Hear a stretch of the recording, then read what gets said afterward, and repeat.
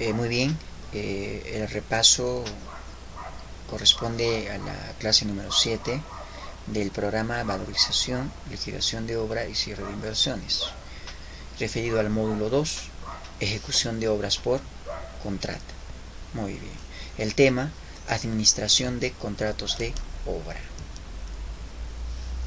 Muy bien, el artículo 240 del reglamento de la Ley de Contrataciones hace referencia a las consideraciones que hay que tomar antes de iniciar la ejecución de obra, ¿no? Es muy importante tomar en cuenta el plazo de ejecución de obra, ya que si uno no está dentro de los parámetros de este plazo, pues podría entrar en penalidad, ¿no? Muy bien, en principio, antes de iniciar la ejecución de obra, entonces, se tiene que tomar en cuenta la asignación del inspector o supervisor de obra. Esto según sea el caso, si es que es contratado por la entidad o directamente o no por un tercero, no por una empresa contratista en esta especialidad. 2. Que la entidad haya hecho entrega del expediente técnico al contratista. Dicho expediente tiene que estar presentado en original, ¿no? Y con su contenido pues al 100%, ¿no? Tercero, que la entidad haya hecho entrega del terreno o lugar donde se encuentra o donde se va a ejecutar la obra, ¿no? Que la entidad entregue de manera legal, de manera formal, entre comillas, el terreno al contratista, ¿no? Al contratista. Muy bien. Cuarto, que la entidad entregue al contratista el cronograma actualizado, ¿no? De ejecución de obra y de adquisición de los recursos. Refiere actualizado porque, si bien es cierto, el expediente técnico cuenta con un cronograma de ejecución de obra, pero la fecha de inicio que se establece en el expediente técnico no es el mismo que se menciona en el contrato, por lo que hay que actualizar, ¿no? Hay que actualizar, ¿no? Y finalmente, que la entidad haya entregado los adelantos de obra, ¿no? Que la entidad haya entregado los adelantos de obra al contratista, ¿no? Seguramente sujetos a las cartas de garantía que se han podido establecer en los términos de referencia o en las bases, ¿no? En las bases. Muy bien. El reglamento de la Ley de Contrataciones, el artículo 243, hace mención a dos tipos de adelantos, ¿no? Uno, adelantos directos al contratista, y el otro para la adquisición de materiales, ¿no? Específicamente de bienes, ¿no? El artículo 253 hace referencia al cuaderno de obra, ¿no? Se considera que una vez que se haya entregado el cuaderno de obra, ¿no? el terreno al contratista, y una vez que se haya asignado al supervisor o inspector, recién se procede a abrir el cuaderno de obra y a asentar pues el acta de inicio de obra, ¿no? El mismo que debe ser firmado por el supervisor, quien representa a la entidad, y por el residente, quien representa al contratista, ¿no? Hay que dejar en claro que estos dos profesionales son los únicos autorizados de hacer anotaciones en el cuaderno de obra, por lo que mi recomendación, ¿no? De que en ejecución de obras presupuestarias directas mencionaba que el acta de entrega de terreno no se elabora en el cuaderno de obra, ¿no? El cuaderno de obra debe constar de una hoja original con 3 copias desglosables correspondientes pues seguramente a la entidad, al contratista, y la tercera al inspector o supervisor de obra, ¿no? Hay que dejar en claro que el original seguramente, ¿no? Y tiene que ser usado en la liquidación de obra, ¿no? Valorización, el concepto de valorización, ¿no? Respecto al concepto de valorización para ejecuciones de obra, ¿no? De manera directa, acá la percepción varía un poco, ¿no? Si bien es cierto, en ambos casos es la cuantificación económica del avance físico en la ejecución de obra, hay que mencionar que acá el objetivo es conocer el monto a cancelar al contratista por ese periodo de ejecución de obra. lo que no se considera en una ejecución de obra presupuestaria directa, ¿no? Ahí es simplemente con fines informativos, ¿no? En este caso no. No, el objetivo es conocer el monto, la cantidad a pagar al contratista, ¿no? Hay que tomar en cuenta que estos pagos al contratista son a cuenta. Quiere decir que siempre hay un saldo, ¿no? Siempre hay un saldo que en general, ¿no? Porque los tiempos establecidos para la cancelación al contratista no son de inmediato, ¿no? La entidad tiene el mes siguiente para poder realizar la cancelación al contratista de la valorización emitida mes anterior. Entonces por ahí que podemos entender que los pagos al contratista son a cuenta, y ese saldo que se arrastra pues se paga al final, una vez aprobada la liquidación de obra. Muy bien.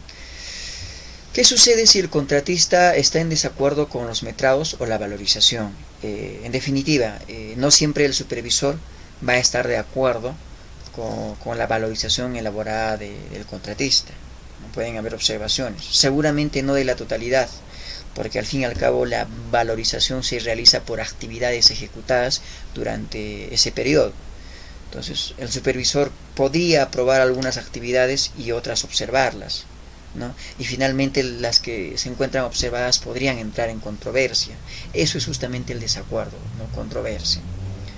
Entonces, la parte no controvertida, las actividades que el supervisor ha podido aprobar, continúan el proceso de trámite para la cancelación, y las partes controvertidas se arrastran hasta el final, ¿no? En la liquidación de obra, donde se procede a cancelar al contratista, ¿no? Siempre y cuando pues se haya llegado a una conciliación durante un proceso de arbitraje, ¿no? Que tiene que ser en un lapso no mayor a 15 días hábiles después de iniciada este proceso de conciliación, ¿no? Pues, claro, tomando en cuenta que el monto equivalente a esa controversia sea mayor al 5% del contrato actualizado, ¿no? Del contrato vigente. Ese es otro concepto que hay que tomar en cuenta: contrato actualizado, contrato vigente. Quiere decir que el contrato puede ser modificado durante el proceso de ejecución de obra. Esto dependerá de las modificaciones por adicionales de obra que se pudieran presentar, mayores metrados o finalmente deductivos, ¿no? O por ampliaciones de plazo que podrían generar mayores gastos generales, ¿no? Muy bien. Procedimiento de una valorización. A ver, en definitiva, la metodología que se va a tomar para realizar una valorización de obra va a depender mucho del sistema de contratación. Si es a precios unitarios, tendrá una estructura diferente a la de suma alzada, ¿no? A la de suma alzada, ¿no? Esto va a depender de las características que hacen referencia a cada uno de estos sistemas, que ya lo había explicado el resumen anterior, ¿no? O también podría ser una combinación de ambos, ¿no? Si es un sistema de contratación con un esquema mixto, ¿no? Muy bien.